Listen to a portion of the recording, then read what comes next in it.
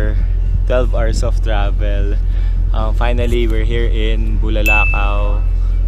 So first, kailangan mo magaling kang Buendia, magbabas ka papunta ng Batangas Pier, and then from Batangas Pier going to Calapan, 3 hours na travel. Ay, magugulo akong kasama. Andun sila. Yun, so 3 hours na travel from Roro, and then after that magbavan ka ng mga 4 hours, 160 kilometers going to Bulalacao. And then after that, from Bulalacao magbabangka ka to Tambaron Island for another 40 minutes. Kaya naman more than 12 hours or 12 hours kami nag-travel is because sobrang ngayon, holiday or Holy Week, kaya medyo mahirap. Ito kayo? Pito kami, kuya. Tanong ko mga ba yan? Okay, sige kuya. Ayun, nagtatanong kasi ako ng island tours kasi magaganda yung island nila dito. Very relaxing. Room wise, 350 a day, so you get what you pay for. Walang aircon, electric fan lang, and then yung CR hindi maganda. So if may date ka, medyo mahirap dito. Ayan. Ito yung view. Wala bayad dyan. Nagkikwenta kami. Ano? Nagkikwenta, nagtanong. Ito yung view. Bali wala ko yun. Ito na. Nagagalit na siya. Nagagalit na siya. Kasi may nag-i-inquire. So may nagagalit. 5-star hotel daw to. Kikil na si Lolo.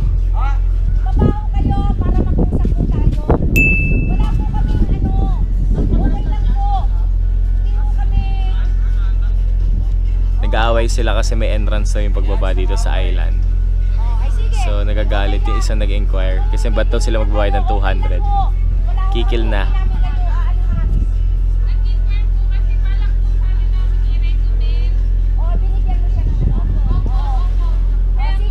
Ayan na, nag-aaway na sila. Bahala sila sa buhay nila, inom na ako. So later, let's see kung anong magagawa namin. And then after tomorrow, let's see, mag-island hopping. And ayun.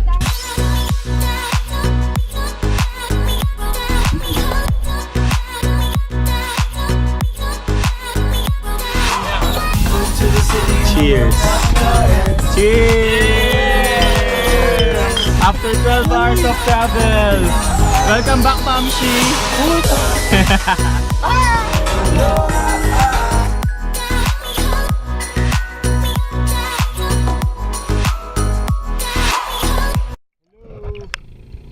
Snorkeling here at Tambaron Island. Well, wala masyadong isda, sadly, pero ang ganda ng coral reefs nila. Ganda yung mga colors, ang daming Nemo pero sobrang konti ng isda. Sayang. Pero still maganda for snorkeling site.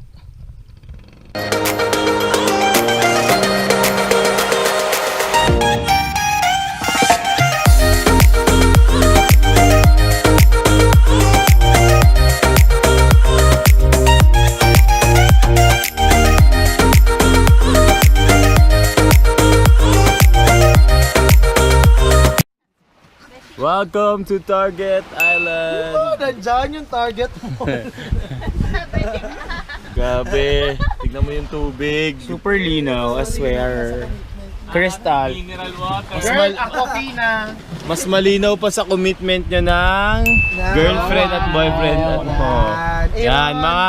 Let's talk about commitment. Ayan. Well, makikipag-commit ako, ikaw takot ka dun. Ayan, meron na naman mga issue sa mga moms. May issue sa iyo, sa akin wala.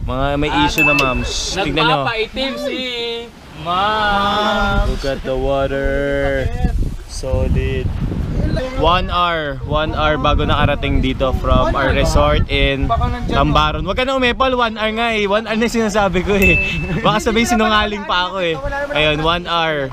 At nandito kami sa Target. Sobrang ganda. Hindi ko makuha.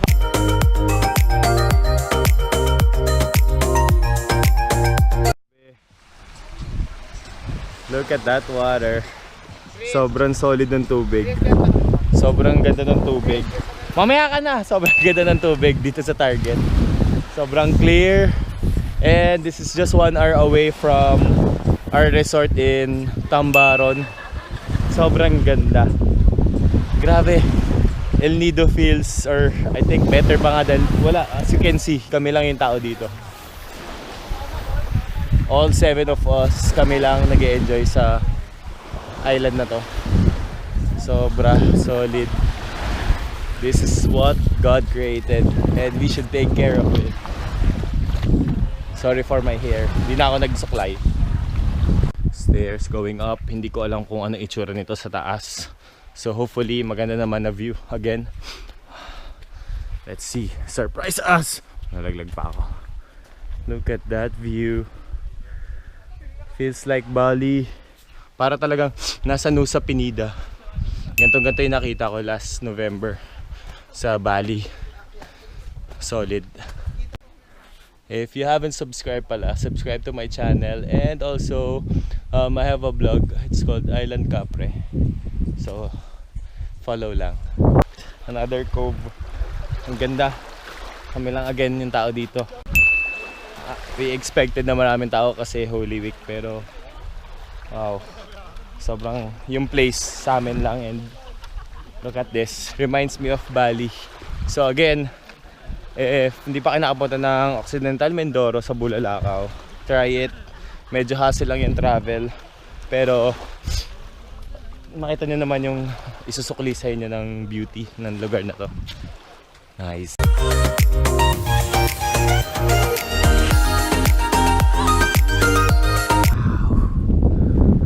Another amazing view.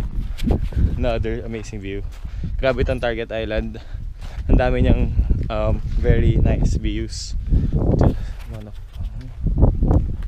Ganda. Ayan, ang dali maglakad kasi may built na stairs. Did you look at that? Another side of the island. Ano, mga moms? Puro pictorial? Labas-labas pa ah. Ha? Talo pa namin si Jen. Talo pa namin ang Merlan. Ay! Ay! Pak! Nasa Bali ka, te. 1, 2. Isang lugar pa rin to, target pa rin to. Ang dami ng goals. I think meron siya na 4 goals right now. And lahat maganda. Sobrang virgin ng area. Like a virgin! Ayan, may lake pa sila. As you can see, it's the lake in yung mangrove. And then there's a house there, pero hindi daw pwedeng tigilan. And then, yan, may path. May pathway.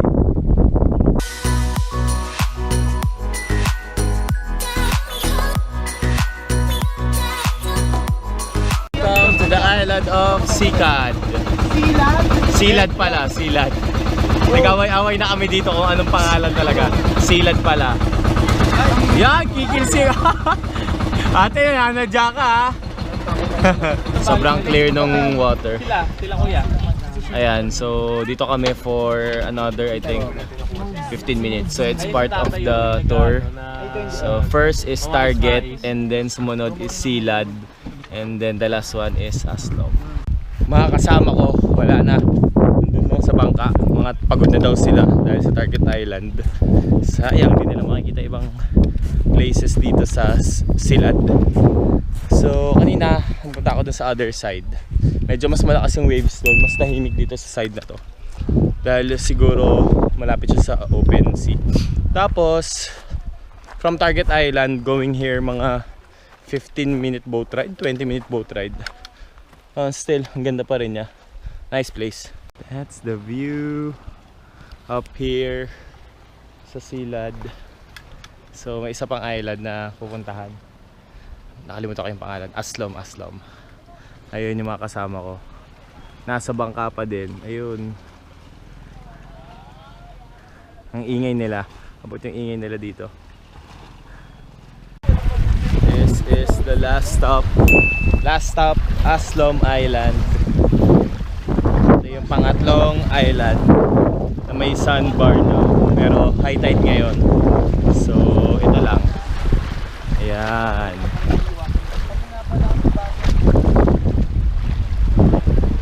Sayang din namin naabutan yung low tide. Sana mas maganda makita. Pakita mo nga yung sandbar. So may sandbar dito. Part siya ng bangka namin. 3.5 yung rent namin for 3 islands. Which is 500 each. Dahil 7 kami. Tama ba yung math ko? So correct me if I'm wrong. And this is it. This is the last tour. Team ko na Kasoy Alon doon. So wag daw lumayo. Wala naman. Well, better safe. Pero ang laki sana ng sandbar ng area. Sayang lang kasi high tide na nga. So I'll just enjoy this moment and later na lang ulit. Bye bye.